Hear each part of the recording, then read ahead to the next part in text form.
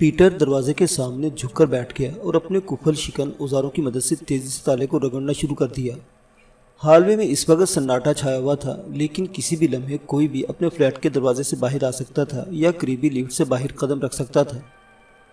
گو کہ اس کی انگلیاں جچے تلے انداز میں مہارت کے ساتھ حرکت کر رہی تھی، ساتھ ہی ساتھ اس کی نظریں بھی چکنے انداز میں راہداری کے دونوں طرف کا جائزہ لے رہی تھی۔ اتنے میں لفٹ کے دروازے کے اوپر لگے ہوئے انڈیکیٹر بلب باری باری روشن ہونے لگے، جو اس بات کا اشارہ تھا کہ لفٹ اوپر آ رہی ہے۔ پھر جو ہی اس فلور پر لفٹ کے پہنچنے اور رکنے کی گھنٹی بجی، کفل کا بولٹ پیٹر کے اوزاروں سے ہار مان گیا۔ پیٹر تیزی سے دروازہ کھول کر اندر داخل ہو گیا۔ ابھی وہ بمشکل دروازہ بند کر پایا ہی تھا کہ اس کے کانوں میں لفٹ کا دروازہ کھلنے کی آواز سنائی دی۔ اس اپارٹمنٹ بلڈنگ کے مکین داخلی دروازے کی سیکورٹی پر بہت زیادہ یقین رکھتے تھے اور اپنے فلیٹوں کے داخلی دروازوں کے تالوں کو زیادہ توجہ نہیں دیتے تھے۔ بہت ہی کم فلیٹ ہوں گے جن کے تالے شکن پروف ہوں گے۔ پیٹر نے جس فلیٹ میں نقب زنی کا ارادہ کیا تھا، اس کا تالا بھی ایک عام قسم کا تھا، اس لیے پیٹر کو اسے توڑنے میں زیادہ دشواری نہیں ہوئی۔ پیٹر اپنے اوزاروں کا پاؤچ ایک گلدستے میں چھپا کر اندر لایا تھا، اس لیے دربان نے اس پر ایک نگاہ ڈالنے کے بعد دوبارہ اس کی طرف دیکھنے کی زحمت نہیں کی تھی۔ اگر وہ اپنے پتلے سے پوچھ میں رکھے ہوئے جمع کردہ دھاتی ہتھیاروں کے ساتھ داخل ہوتے پکڑا جاتا تو یہ ثبوت اسے دوبارہ جیل بھیجنے کے لیے کافی تھا، اور پیٹر کا پکڑے جانے اور دوبارہ جیل کی ہوا کھانے کا قطعی کوئی ارادہ نہیں تھا۔ فلیٹ میں داخل ہونے کے بعد دروازے سے کان لگا کر کھڑا ہو گیا۔ لفٹ کی جانب سے بڑھتے ہوئے قدموں اور کہکوں کی آوازیں آنے لگی، پھر قدموں کی چاپ دروازے کے سامنے سے ہوتی ہوئی دھیمی ہوتی چلی گئی۔ پیٹر نے اندھیرے اپارٹمنٹ میں اطمینان کا سانس لیا۔ اس غیر قانونی حرکت کے احساس سے اس کے پورے جسم میں سنسنی پھیل گئی تھی۔ اس قسم کی مہارت میں جو نقدی اور جواہرات اس کے ہاتھ لگتے تھے، اس سے اس کی گزر اوقات خوب ہو جاتی تھی، لیکن پیٹر نے جس بنا پر پیشہ اختیار کیا تھا، اس کی حقیقی وجہ نقدی یا زیورات نہیں تھے، یہ اس ہیجانی کیفیت سے پیدا ہونے والا سرور تھا۔ جس جگہ اسے موجود نہیں ہونا چاہیے تھا وہ وہاں موجود ہوتا تھا۔ اسی سرور کی کیفیت کے حصول کے لیے وہ اپارٹمنٹس میں نقب زنی کی وارداتیں کرتا تھا۔ پھر پیٹر خوابگاہ کی جانب بڑھنے لگا۔ یہی وہ کمرہ تھا جہاں مکین ہمیشہ اپنی قیمتی اشیاء محفوظ رکھا کرتے تھے۔ تب اچانک ایک چھت پر لگی لائٹ روشن ہو گئی اور اس کی تیز چمک سے پیٹر کی آنکھیں ایک لمحے کے لیے خیرہ ہو گئی۔ جب اس کی روشنی آنکھوں سے ہم آہنگ ہوئی تو اس نے درمیانی عمر کی ایک عورت کو خوابگاہ کے دروازے کے عین قریب کھڑے ہوئے پایا۔ اس عورت کی انگلیاں ابھی تک لائٹ سوئچ کو تھامے ہوئی تھی۔ اس کے چہرے پر شاک کی سی کیفیت تھی جو یقیناً پیٹر کو اپنے اپارٹمنٹ میں غیر متوقع طور پر دیکھنے سے اس پر طاری ہوئی تھی۔ تب اچانک حیرانی کی کیفیت تیزی سے معدوم ہو گئی، اس کی جگہ درد کی شدت کے آثار نمودار ہو گئے۔ ساتھ ہی وہ عورت بیڈ روم کے فرش پر اپنا ہاتھ سینے پر رکھ کر گرتی چلی گئی۔ نہیں، ایسا نہیں ہونا چاہیے، پیٹر نے سوچا۔ پیٹر جانتا تھا کہ اگر یہ عورت مر گئی اور اس معاملے میں اگر وہ کبھی دھرا گیا تو نقب زنی کے الزام کے ساتھ ساتھ اس پر قتل کا الزام بھی آ سکتا تھا، اور اپنے سابقہ مجرمانہ ریکارڈ کی روشنی میں وہ پھر جیل سے باہر نہیں آ سکے گا۔ وہ تیزی سے عورت کی جانب لپکا۔ نزدیک پہنچ کر اس عورت کے چہرے پر خوف کے سائے منڈلاتے صاف دکھائی دے رہے تھے۔ وہ خاموشی سے سرگوشی کے انداز میں بولا، کم آن لیڈی، میرے سامنے مت مرنا۔ وہ عورت کچھ دیر تک گہرے گہرے سانس لیتی رہی، پھر دھیمی لہجے میں بولی، میری مدد کرو۔ پھر وہ ہانپنے لگی۔ پیٹر کی سمجھ میں کچھ نہیں آ رہا تھا کہ وہ اس عورت کو کس طرح مدد کرے۔ تب وہ عورت دوبارہ گویا ہوئی، میں دل کی مریضہ ہوں۔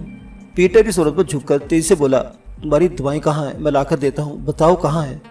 عورت نے بیڈ کی جانب نائٹ سٹینڈ کی طرف اشارہ کیا۔ تب پیٹر نے دیکھا کہ نائٹ سٹینڈ پر دوائیں اس طرح آراستہ تھی جیسے کسی ڈرگ سٹور کا کیبنٹ ہو۔ یقیناً یہ عورت اس سے کہیں زیادہ بیمار ہے جیسا کہ دکھائی دے رہی ہے۔ پیٹر تیزی سے نائٹ سٹینڈ کے پاس پہنچا اور دواؤں کی بوتلوں کو ٹٹولتے ہوئے چیخ کر بولا، دوا کا کیا نام ہے لیڈی؟ تمہیں کس دوا کی ضرورت ہے؟ وہ عورت بدستور نائٹ سٹینڈ کی جانب اشارہ کر رہی تھی، لیکن منہ سے کچھ نہیں کہہ پا رہی تھی۔ پیٹر بلند آواز سے اپنا سوال دہرایا جا رہا تھا، دوا کا نام بتاؤ لیڈی، جلدی کرو۔ جب عورت نے کوئی جواب نہیں دیا تو پیٹر نے جھنجھلاہٹ کے عالم میں بہت سی بوتلیں سمیٹ لی اور انہیں اٹھا کر عورت کے پاس لے آیا۔ یہ دیکھو، ان میں سے جو تمہیں درکار ہے وہ اٹھا لو، پیٹر نے کہا۔ اس عورت نے انکار کے انداز میں سر کو دائیں حرکت دی اور پھر سرگوشی کے لہجے میں بولی، قریب آؤ، میرے قریب آؤ۔ پیٹر اس عورت کے زیادہ قریب ہونے سے کترا رہا تھا۔ اس خوف سے اس کے رونگٹے کھڑے ہو رہے تھے کہ وہ عورت کی آنکھوں کے سامنے موت کے منہ میں نہ چلی جائے اور وہ دیکھتا رہ جائے۔ جلدی کرو، اس عورت نے پھر سرگوشی کی۔ پیٹر نے اپنی پتلون درست کی اور ایک گھٹنے کے بل جھک کر اس عورت کے نزدیک ہو گیا۔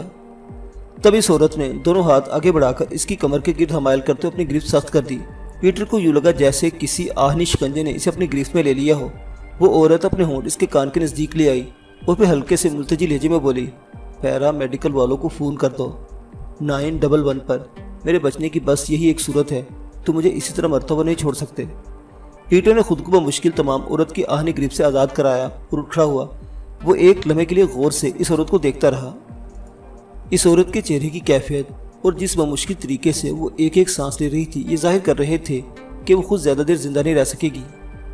یہ بھانپتے ہی پیٹر چکنا ہوگا۔ اس نے سوچا کہ اسے فوری طور پر کچھ کرنا ہوگا اور جو کچھ بھی کرنا ہے اس میں تاخیر نہیں ہونی چاہیے۔ پیٹر نے دستانوں میں بند ہاتھوں سے ٹیلی فون کا ریسیور اٹھایا اور 911 ڈائل کیا۔ جب آپریٹر نے فون اٹھایا تو پیٹر نے آواز بدلتے ہوئے کہا، اس کال کو ٹریس کرو، اس پتے پر ایک عورت مر رہی ہے، پیرامیڈیکل سے کہو کہ وہ فوراً یہاں پہنچے۔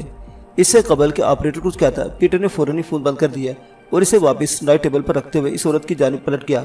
ہمت سے کام لو لیڈی، اس نے عورت کو دلاسا دیتے ہوئے کہا، پیرامیڈیکلز بس پہنچنے ہی والے ہیں۔ پھر وہ برق رفتاری سے اپارٹمنٹ سے باہر نکل گیا۔ اس نے نکلتے وقت دروازہ بند کرنے کی زحمت بھی گوارا نہیں کی تھی۔